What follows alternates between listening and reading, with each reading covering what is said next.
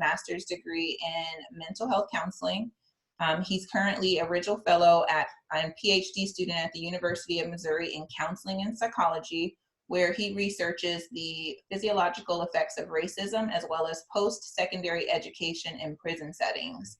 He also teaches undergraduate courses at Mizzou and provides clinical services to survivors of domestic violence, sexual assault, and human trafficking. And so we thought, everybody is home right now. People are looking for productive ways. Well, some people are looking for productive ways in order to spend the time that they're spending inside their homes with your family, with your friends, whomever you are quarantined, for lack of a better word, with. So Preston and I spoke the other day, and something that he said really resonated with me. And he talked about how we could, how a lot of people are not maximizing their time, and how we could maximize that time and bond with our families through cultural exploration. So Preston, can you talk a little bit about a few things that people can do to enrich their lives and explore cultures to bring their families closer together? Yeah, well, I think the first thing is that our kind of quarantining right now has given us kind of this unique opportunity where we have a little bit more time than we normally would. So a lot of our commutes have been cut down. A lot of us maybe are working in a reduced capacity than we were before.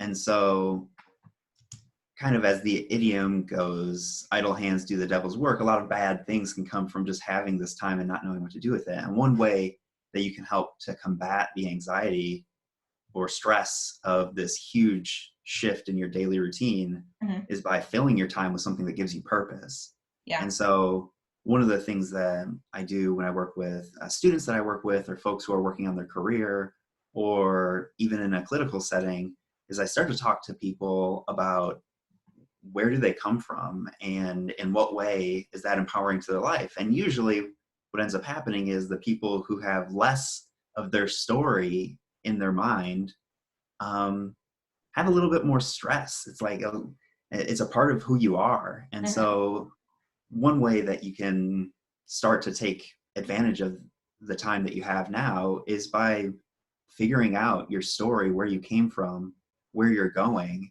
and how do you fit into that whole thing. And it's so funny because I think about, there's not a lot of places you can go. And so naturally you go to the internet, right? So everybody can go if you have internet. Well, I shouldn't say everybody, but if you have internet access, you can go to the internet. And it's almost the easiest thing to do. And we don't even think about, we just go and search for things. Right. And so what you said, if you don't know your story, you don't know where you are, you have an increased level of anxiety. And so are there any websites or things that you would recommend to people to start? Let's say, for example, if they wanted to explore their family history, where would you recommend somebody started there in that area? Yeah, that's great. The whole internet thing is a double-edged sword. I've seen a couple of memes kind of floating around, or actually I should say that Sam showed me a few. That's like something like, I really wanted to paint my bathroom, but I always told myself I didn't have time, and now I realize that time wasn't the issue. Right? Because people have so much time, but they're still not really doing. So the internet it's both connected. Like it both provides an opportunity to explore your cultural identity, your cultural story. Yeah. But also it's full of these rabbit holes that we can also go down. And as it turns out, we didn't actually do anything with our time, like on YouTube or on Facebook or something like that. So there are a couple of things, but I would say before you get on the internet, just to know what you're doing before you get on the internet. Like this next hour, I really want to keep building myself up. And so I'm going to spend this next hour on the internet, but I'm really going to avoid some of those rabbit holes or those pitfalls that the internet oftentimes pulls us into. So the first thing that I would say, and one of the better places if you have this opportunity with family members who also have the internet, is sharing a conversation with family members, particularly older ones or distant ones.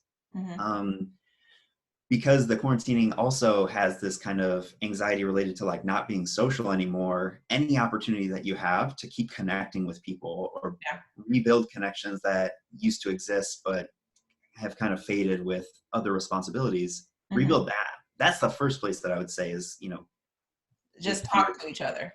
yeah, well, if your grandmother knows how to Skype or Zoom or whatever, FaceTime with them, right?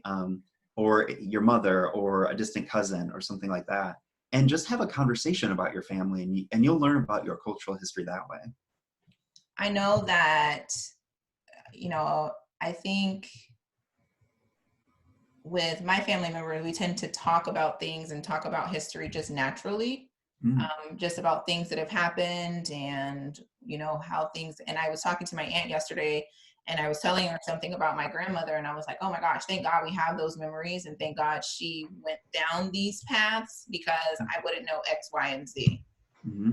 And I'm just really grateful. And then you even think about some of the struggles that your great grandparents and great great great grandparents went through, and the fact that you do have those stories. And I definitely feel lucky because I know not everyone has that, but we can research it.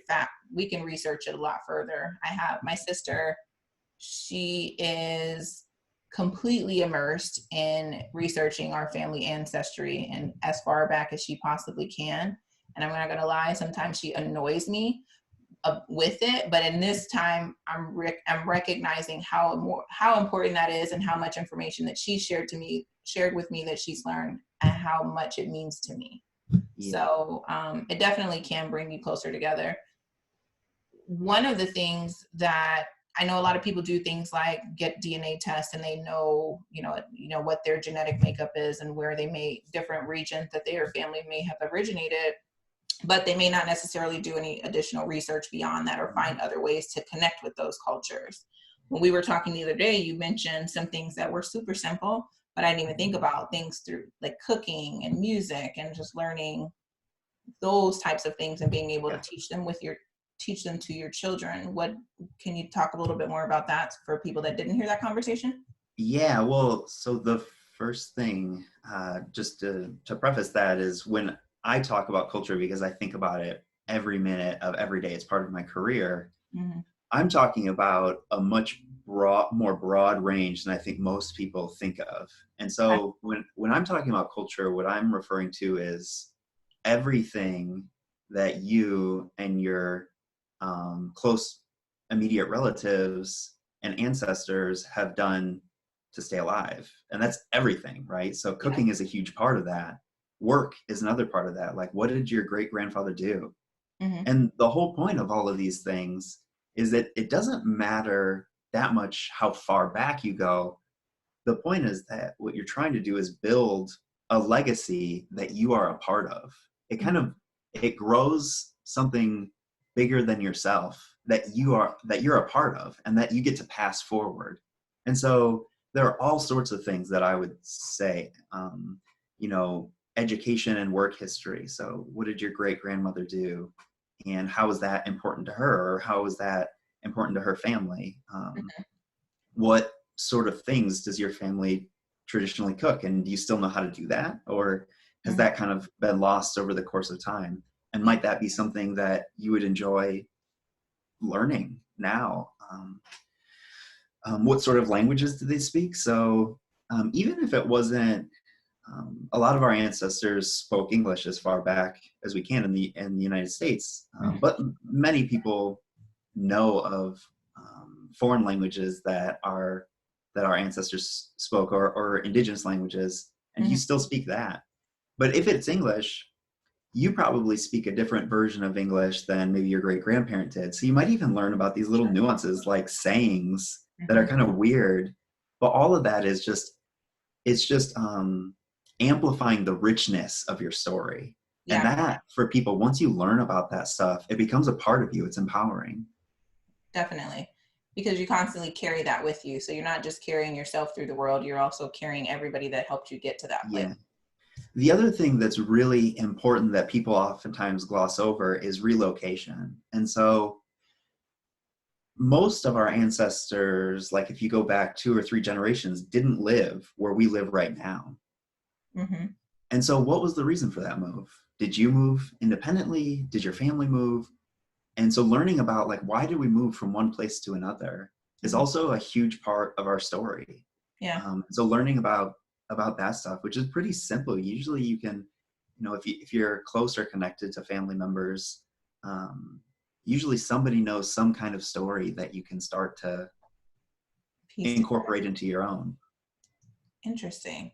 Mhm. So how do you think, or at least what are your thoughts on how exploring those cultural connections can help people in easing anxiety or stress and things like that?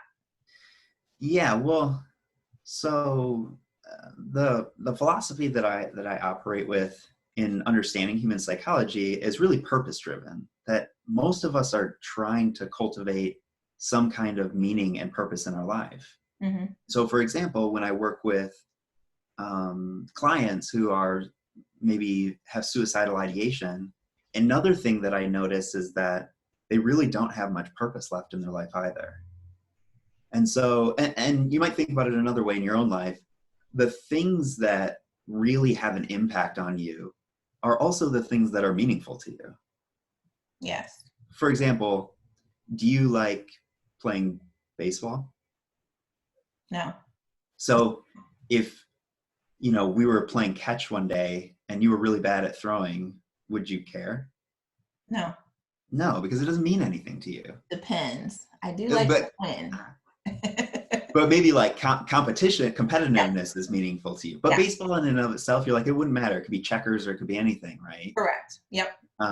So it seems like what people really gravitate toward and what really has an impact in our life, positively and negatively, are things that are meaningful or things that have purpose in our life.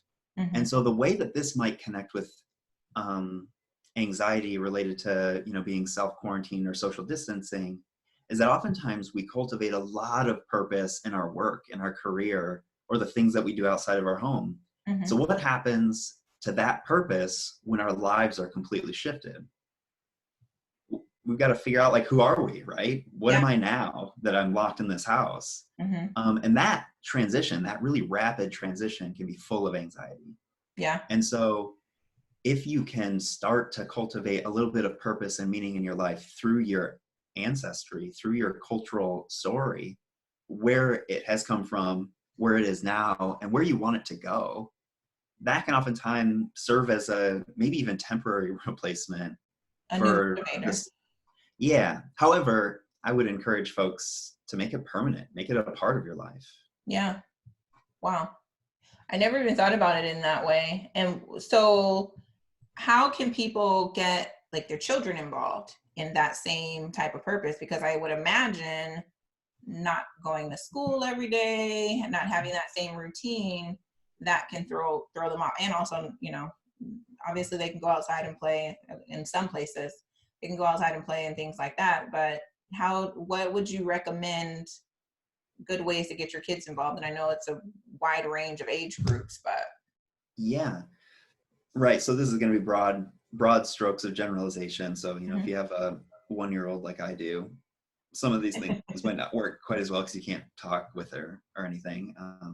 But you can show them things. And so if you think about it, every part of you, everything that you do is a part of your culture. Mhm.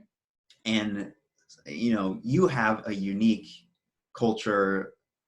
You have parts of your own culture that your sister really doesn't have. That's a youth thing. Yeah. But what we're talking about is like, what is our family culture like, or what is our kind of ancestral culture like, these bigger, broader things. Yeah. And so the only way you know about those things is because your parents and their parents taught it downward, right? Mhm. And now you get to be a part of that. You get to be the person who teaches it down to the next generation.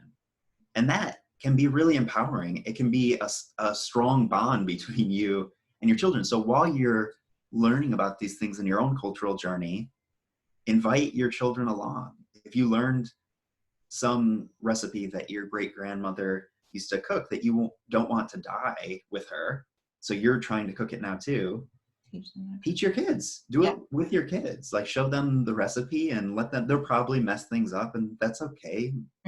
We have time to clean it up. You know, nobody's hurting for time during social distancing. So, but invite them along, because the things that you're building now, you want to let your kids accumulate along the way, so that they can continue to build the legacy themselves. Definitely. Yeah. And that helps them also burn energy in different ways. Yeah. Good. Right.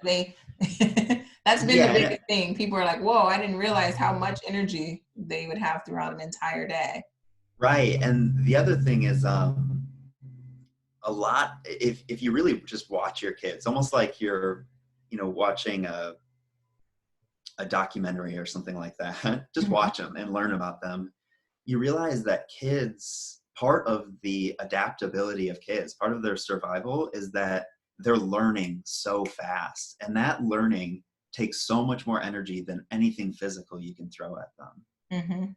So if you watch them, they will do whatever they can to learn something new. Like, they'll find the most dangerous thing in the room, is because it's new, it's novel, and their brain is really seeking that novelty. So give them something novel and make that novel thing meaningful. And that can be part of your culture. So cooking for younger kids, it might even just be like learning how to make dough. Nothing that we would see as novel or new, but for them, there's going to be a ton of tactile or like feeling experience there. It's safe to put in their mouth or whatever, so they might eat a little bit or whatever, and they might hate it or whatever, but their brain working on making sense of the new task that you're putting in front of them will be exhausting. Okay, awesome. I like that. What would you recommend for people that are alone during social distancing? So maybe they're at home alone, and if they wanted to explore different cultural things, obviously we talked about the internet, they could research things, they can call and talk to family members. Not everyone has that luxury. What would be some recommendations that you would give to somebody in that situation? Yeah, so this is a really unique challenge, and one of the harder hurdles of social distancing is being alone.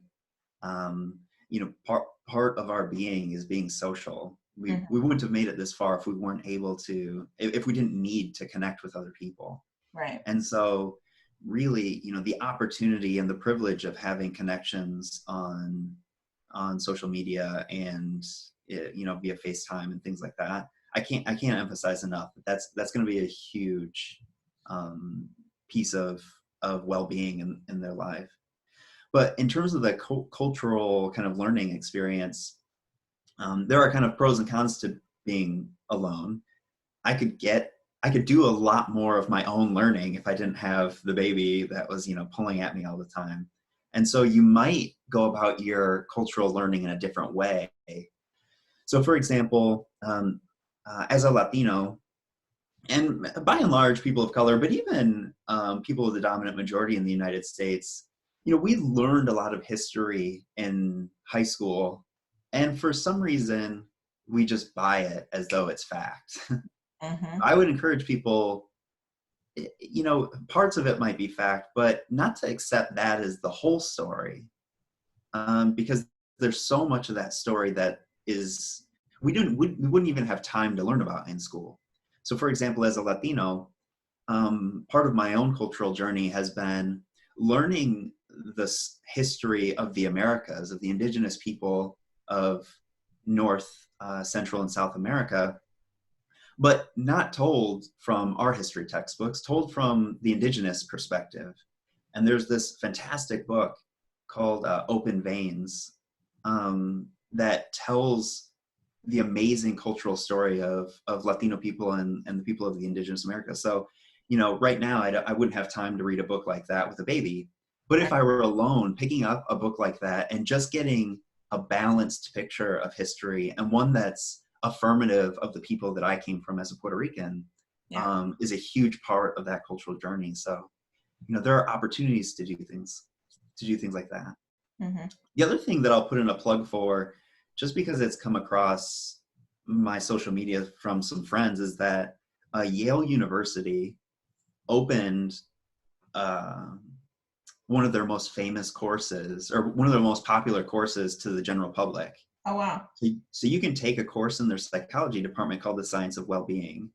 It might be harder as an adult with kids and like a partner who you're trying to maintain that relationship with, and trying to also keep some distance from that relationship, but also nurture it. Right. But as an individual living alone, you might have time to take this course, and so you can take it completely for free for your own kind of Knowledge and self-exploration. yeah, knowledge and learning and things like that. But you can also pay $49, send all of your homework and quiz scores in, have it graded, and you actually get the credit from Yale University. Oh, wow. If you wanted the credit. So the course is in the positive psychology department, and it's called the Science of Well-Being. Wow. So things like that, our cultural story isn't just about the past. And so if you're alone, part of your cultural story is right now. Like, who are you right now? Mm-hmm. You will have to document that for anyone further downstream your culture to know about you. And so getting to know yourself, what are your, taking some time to, do some mindfulness or meditation practice, to do some self-scans, to list out like what are the things that that I really care about, that really move me, what are the things that I don't really care about. Yeah. And being able to tell that story in a thorough and holistic way to the next generation, maybe you have nieces or something like that, to help build up part of that cultural legacy for the next generation. Because really that's the purpose that culture serves, is just to get us to the next generation. Mm-hmm. And to learn from the past so that we can Right. continue to improve on that. Right. I love it. Well, the other thing, and before we wrap up, I didn't see if anybody had any questions for you, and it's possible because Facebook kicked us off a couple of times. Sure. But but you did take the time to share some additional resources with me ahead of this meeting for people where they can get information. So that they can make sure they're getting factual information, or I should say reliable information. Yeah. And you also gave different resources for helping people, to help themselves calm anxiety, Yeah. and do meditation and things like that. So I will share those in the comment section of this thread for anybody that is interested. Was there anything else, Preston, that you would like for people to know or to mention? No, well, as an emerging psychological professional, part of what I need to do is also lean on what do the leaders in the field of psychology, in the field of public health, have to say about what's going on right now. Anxiety and stress in a situation like this is normal and healthy. It's not necessarily something to be solved. A lot of times anxiety comes with uncertainty, and with uncertainty, naturally we want to control our lives. So when we're uncertain about what's going on, we think about, okay, so how do I control what's going on to maintain the health and wellness of my family? Yeah. And we start planning for that, and we start to think a lot about the future. We start to plan it out. And that process comes with a lot of anxiety. And so what I would say is that the first thing is that's a completely healthy response. But what the leaders of the field happen to say is that oftentimes that planning process can get a little bit out of perspective when there's so many unreliable sources and opinion pieces. Mm-hmm. And I don't mind opinion pieces that much, generally speaking, because I think people's subjective experience is something to take into consideration. I think it's an important thing to account for. But opinion pieces in a situation where we don't know enough to have much of an educated opinion, the fact of the matter is we don't know that much about this particular virus. And even if we did, it's spreading so fast that we don't really know enough about the social and political implications of it. And so to write an opinion piece on that doesn't really mean that much. And so what the field, the American Psychological Association recommends, and also what the World Health Organization recommend and the CDC recommend, is that you make sure that you're getting the facts to control the things that you can, and trying to keep some distance from the things that you can't. The only way to know the things that you can control is by leaning on reliable sources of information. And so keeping those things in perspective, looking to the World Health Organization or the CDC for guidance on what to do tomorrow. And importantly, I kind of shared that photo to you, and it just shows that it was an analysis done of news sources, and it shows which news sources are more just reporting information, and what news sources have a lot more opinion pieces woven into them, and whether or not they're left or right leaning. And so there's a gray circle at the top that's like the most centrist fact reporting news sources. And I encourage you to also lean on those. And I'll share that. Yeah. And if your anxiety is like debilitating, not like a healthy level of stress or anxiousness, but like I can't get out of bed, I can't concentrate, I can't slow my heart down, then you might think about using a mindfulness app like the Calm app and trying to incorporate some sort of breathing practice to try to reduce some of that anxiety level, so that you can function in your day-to-day life.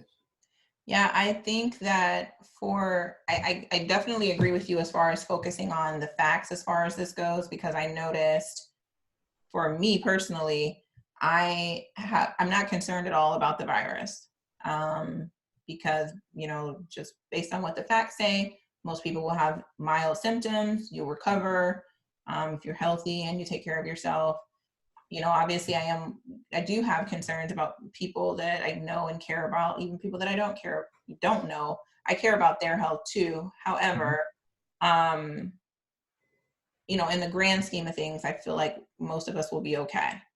And so the virus doesn't make me anxious, but all the behaviors that people are exhibiting and all the false information and the different opinions that people share or they explain to you and things like that, that's what I find to be troubling, and sometimes can give me a little bit of anxiety. But and the other thing to tie back, to make a full circle here to the beginning of our conversation, this moment, what you did through this experience, what your community did through this experience, what leaders had to say, how you banded together and had this novel experience with your family, this is going to be a part of your culture. This is going to be a story that you tell your grandkids, or that you tell your kids later if they're not old enough to remember it themselves. And so thinking about that as well, like it's a pretty odd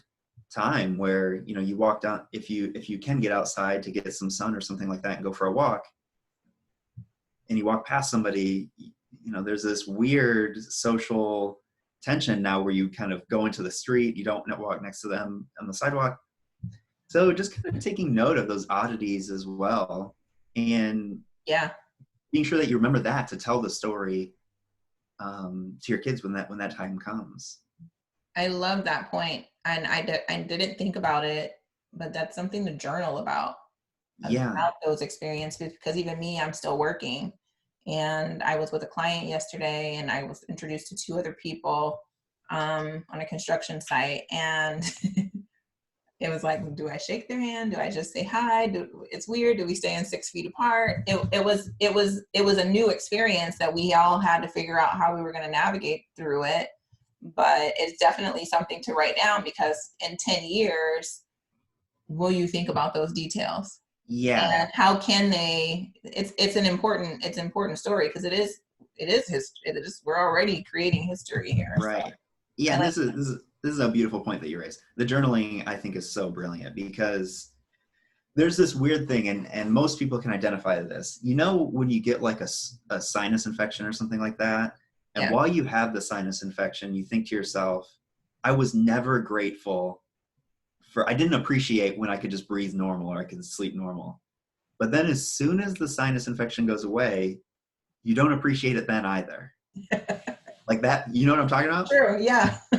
So when life returns to normal, what might be helpful is if we kind of remembered this experience and we could pay forward that gratitude when normal comes back.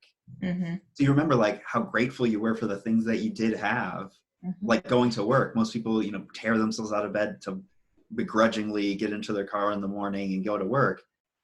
But now a lot of people are like, I wish I could go back to work. Mm-hmm. Right now we're in the sinus infection version of that analogy, right? We are. And so journaling is a great way to express maybe some of that gratitude that you had for things that were, so that you can remember that gratitude when you go back, and it can potentially start a shift in your mindset toward optimism and gratefulness. Yep. It's a great time to start healthy, positive habits because we have all the time in the world to do it. This is great. Thank you so much, Preston. I love how we ended that. And I really do appreciate you taking the time to do it. I know that you are maximizing the time with your family, doing koala challenges and all. And oh my gosh. that was funny. It was so funny. It was good. So I definitely appreciate you, and I appreciate Sam and Camila for sparing you for a little while to chat with us. All right. Thank you. Thanks a lot. All right, I'm going to end it. See you later. All right, bye.